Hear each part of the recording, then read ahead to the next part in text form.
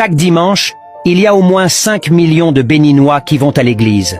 Chaque personne cotise en moyenne 100 francs. Ainsi, chaque dimanche, les églises collectent un demi-milliard de francs CFA, soit 500 millions. De nombreuses églises célèbrent également la messe chaque jour de la semaine, avec la majorité d'entre elles le faisant 2 à 3 fois par semaine.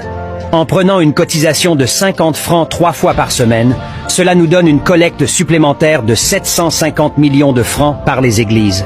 Cela signifie que chaque dimanche, les églises collectent un total de 1 milliard 250 millions par semaine au Bénin, en dehors des donations directes, des dons à la radio, des enveloppes et des fêtes. Sur un mois, cela représente une collecte de 6 milliards d'argent par les églises. Oui, 6 milliards par mois.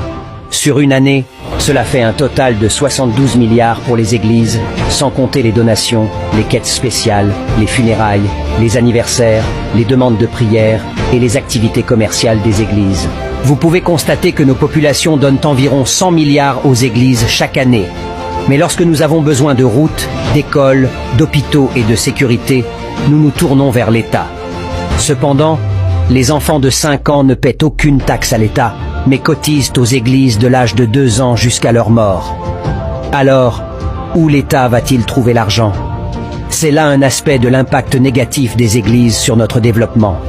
L'État devrait taxer à 90% les recettes des églises et exiger une transparence financière, sous peine de fermeture ou de sanction.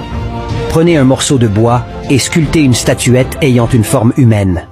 Les Africains en auront peur, mais les Occidentaux voudront vous l'apprendre.